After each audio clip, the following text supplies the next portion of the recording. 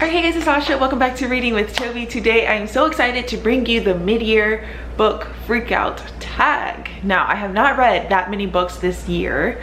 Residency don't have a lot of time to read, but I have read quite a few good books and I still want to make this tag because it's fun and I like watching everyone's, and yeah, I want to make my own. So let's just go ahead and get started. I'm going to be doing Books and Lala's version. She added a couple extra questions to hers, so I'm going to go ahead and do that one. I will link her video down below, the original person who made the tags video down below, as well as the questions. So let's just go ahead and get straight into it. Okay, so the first question is the best book you've read so far in 2022. Read quite a few really great books, but there are two that just really stand out to me, so I'm gonna mention both. The first one is Open Water by Caleb Azumah Nelson.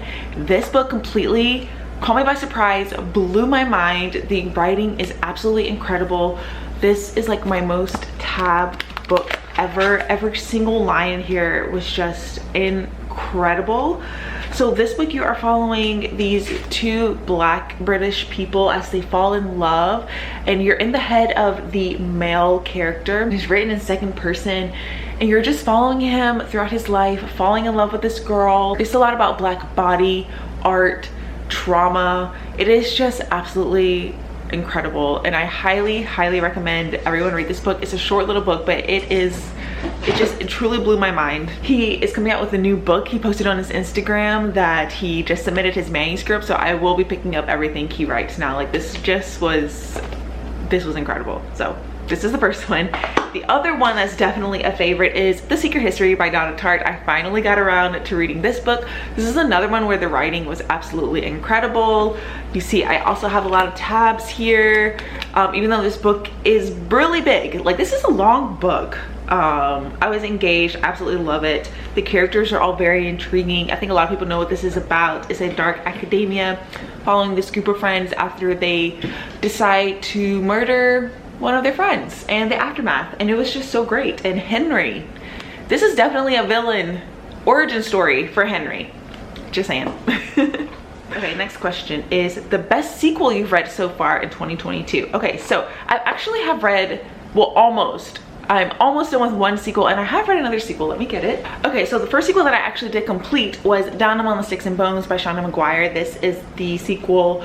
It's actually the second book in the Wayward Children series, and I really enjoyed this. This one, you're following Jack and Jill in the moors, has vampires, and I just thought it was such a good time. There's a lot of talk about gender roles. And the other sequel that I am so close to finishing, I really need to make this a priority to finish, is Moon Witch Spider King by Martlin James. This is the sequel to Black Leopard Red Wolf. Oh my god, I don't know why I blanked on that. And I was highly anticipating this. This was my most anticipated release for 2022, and I just like put it down. I was really into it, and I'm so close to being done. I think I literally have like 100 pages left, less than 100 pages left. So I need to make this a priority. This video is making me want to make this a priority. But yeah, I don't know if I can pick this as the best sequel since I technically haven't finished it, but I think this is the best sequel. This book is just so great. So this is an African inspired fantasy.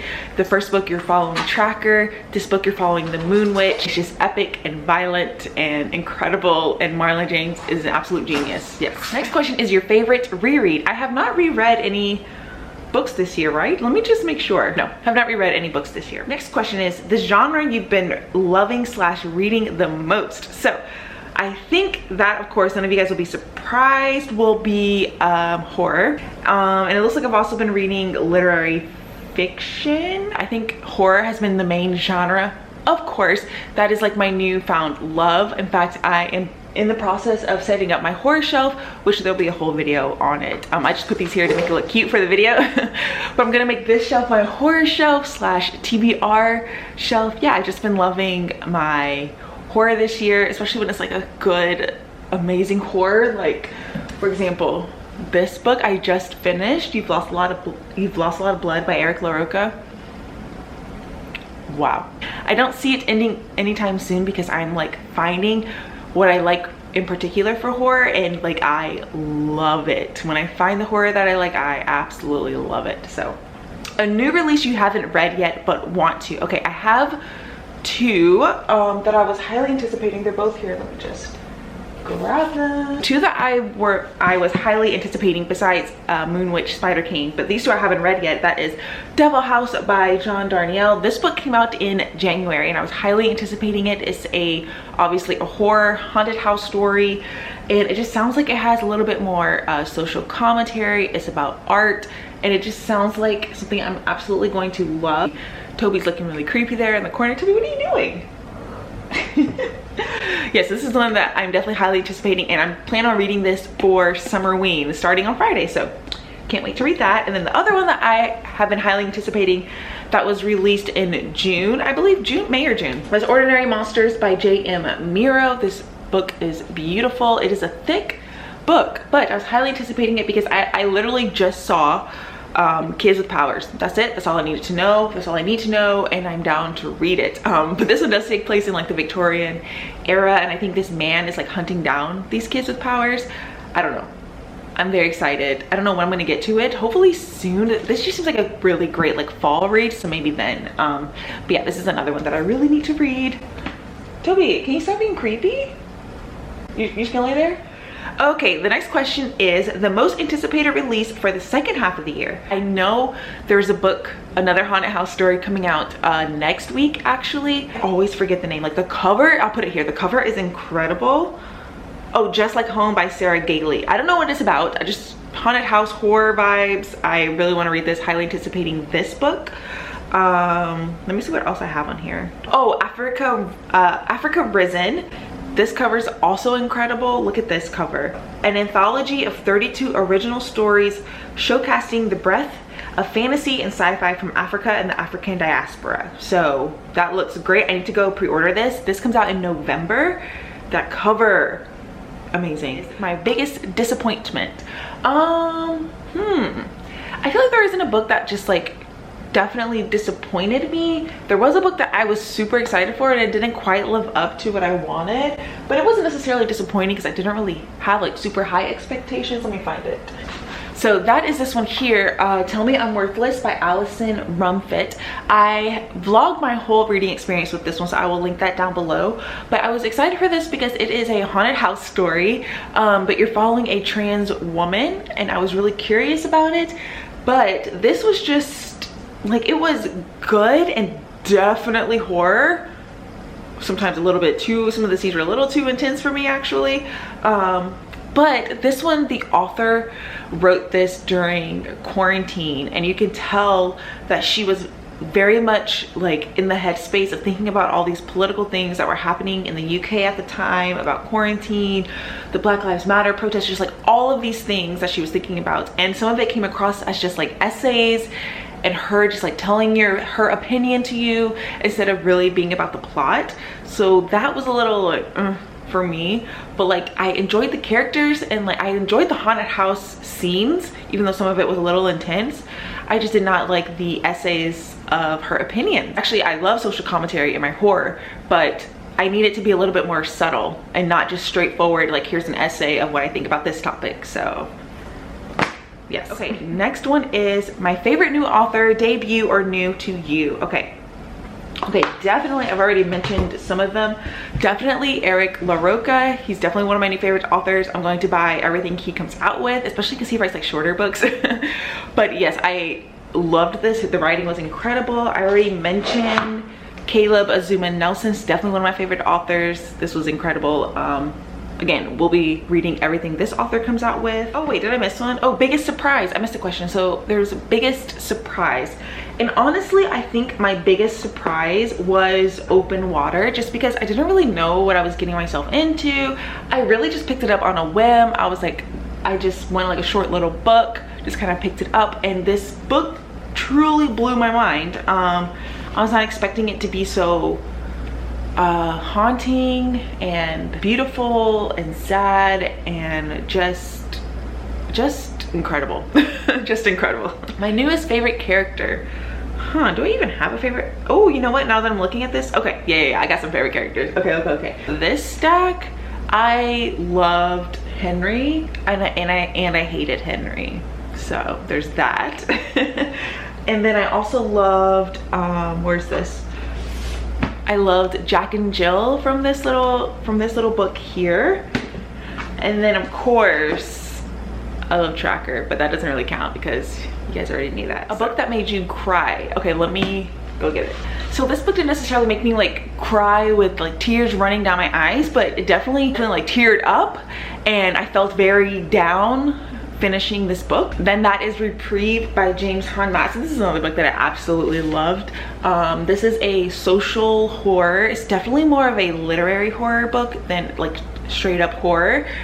This book, you are following this group of people as they are in this like escape room, but it's like a haunted house horror escape room, and someone ends up dying, and you're kind of following the process of that. The characters, how it all came to be, the aftermath, all these different things. And the ending, like, it was like, ugh, just I felt my heart break. I did not like the ending, but like in a good way, as in it like broke me. And yeah, I definitely teared up and felt empty a little bit after finishing this book. I highly recommend this book. This book was also really, really great. Okay. Next one is a book that made you happy. Like, I'm thinking of books that are like heartwarming, like The House on the Cerulean Sea, things like that are just like heartwarming vibes. I didn't really read a book like that. Like, all the books that I loved made me happy. Is most beautiful book you've bought this year or received? I think just these two. Oh, well, and Ordinary Monsters. Okay, so let's go through them. This one, Ordinary Monsters, is beautiful. Love that. The other one that I love is Tripping Arcadia by Kit Mayquist. I really need to buy this, but I just love this cover. The bright neon yellow with this like floral pattern.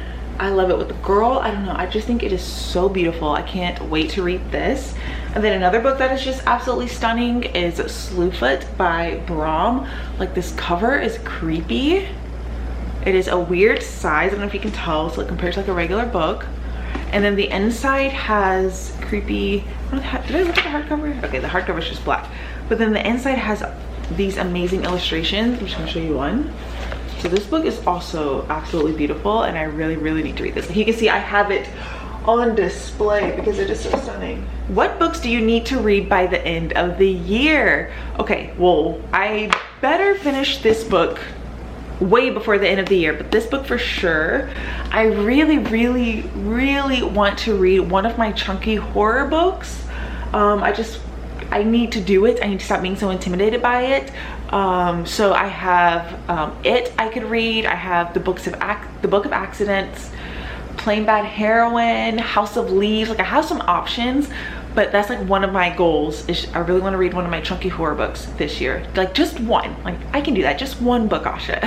I'd really like to read Dracula. I pulled that for one of my TBR games and I didn't get around to it, but I'd love to finish Dracula. Okay, favorite video or post you've done so far this year? Okay, so I just did my first reel. Well, actually, I thought it was my first reel, but I forgot. I did a reel like years ago, so it technically wasn't my first reel, but I did a reel because I went to DC to visit my sister this past weekend, and I did a reel, and that was really fun, and I actually got a lot of engagement with that one, so that was a lot of fun to post that on my Instagram. I'll link my Instagram down below, and then I was gonna go look at my YouTube videos. Of course, my Zodiac TBR games, I always love those.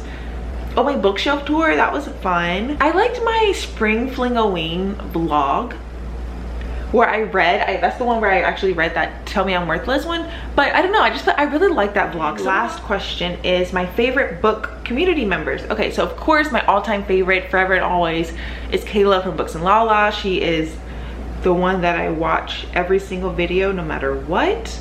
Let me see who else I've been loving recently. Oh, Erin from Booked and Busy. I've been watching her a lot. I really like her videos. Oh, Olivia from Olivia Reads a Latte, of course. I always watch her videos.